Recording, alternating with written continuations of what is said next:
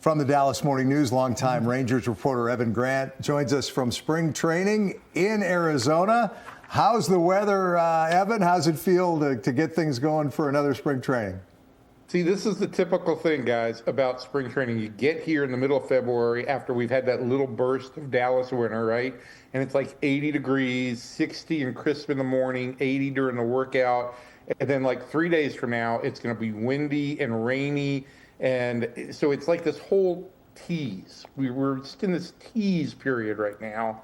Then we know that something bad is going to come behind it. And then we'll get to the real joy of being in spring training for a month. How many for you? How many is this? This is 30 on the Rangers, 33 overall as a baseball guy. That's pretty impressive. That's awesome. Rangers missed the playoffs, 7 for a second straight year. Bruce Bochy is gone. Skip Schumacher is in. From what you know about him, how will his tone be different? How will it differ philosophy-wise than Bochy's? You know, it's funny. I just filed a column that I was writing for tomorrow and about Skip's first day. And the thing that really stood out to me was not what he said, but what he didn't say.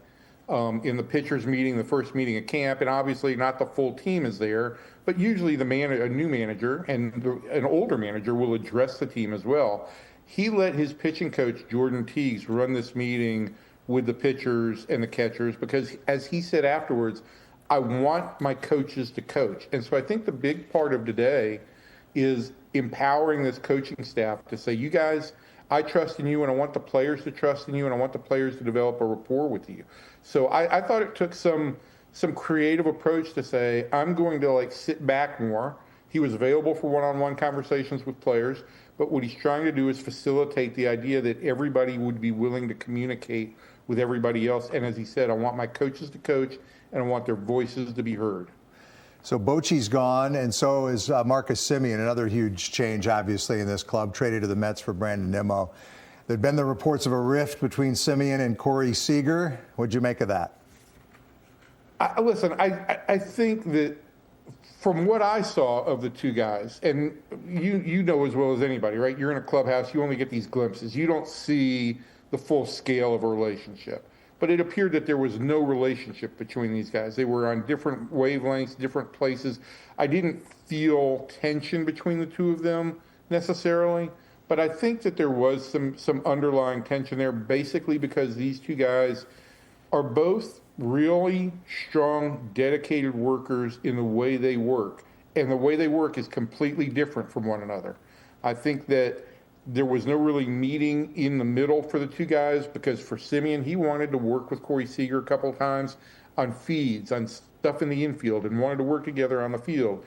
And Marcus is very used to taking batting practice as a full team. Corey doesn't do things that way. And I think that led to some real tension between the two. You know, I think that it's been described as conflict and toxic. I don't think it was a great part of this club's culture, but I don't think there was ever a point in time where, let's say, Marcus Semien and Corey Seager had to be separated. With that said, and maybe I'm making too much of this, but does somebody have to step in and fill the void left by Semien from a leadership standpoint? Look, and I think that's a great point. I think that, you know, for your perspective and my perspective is, right, what we saw Marcus do was he was the guy who was at his locker after every game. He became the team spokesman. And I think that after a point in time, he may have resented the fact that Corey wasn't as available as he was. And so this team was going through some tough times. Who had to deliver the message? Marcus. I do think it's time for Corey to take a bigger step forward in terms of presence, you know, outwardly. I think that it's time for some younger players to really kind of assert themselves as part of the identity of this team going forward. I think it's a great opportunity for Wyatt Langford, who's going to be the future of this team, to really kind of step into that void and say, this is going to be my team. It's got to be done organically. You can't force it on anybody, but he plays every day. He plays hard. He plays the game the right way. He's got an edge to him. If he's more comfortable being kind of the outward spokesman of the group, and if he's more comfortable talking to veteran players when need be, I think it's a great chance for him. They had great leadership on the pitching side. They just didn't have it on the position player side. Evan, the Rangers starting pitching was great last year. The offense, not so much. What are the biggest lineup questions that need to be answered in order to score more runs this upcoming season? Well, I think, you start the lineup issues with, is Josh Smith going to replace Marcus Semien as the everyday second baseman? And my guess is that answer won't come until the second half of the season, because Josh has been great in the first half pretty much as an everyday player, and I think he'll hold that. We'll have to see if he's able to withstand the full season. I think you look at this lineup and you look at the corners of the infield. You look at Josh Young, and there's too many J's on this team. You got it. And Big Burger. And both of those guys did not have the season that was expected of them last year. Both chased a little bit too much. Both, I think, tried to put too much weight on themselves to carry this offense on occasions. And both guys need to be able to produce more, but put less pressure on themselves. The other place where I think there's a big question is Jock Peterson had a career worst year last year as the everyday DH. Missed a big part of the season with that broken wrist.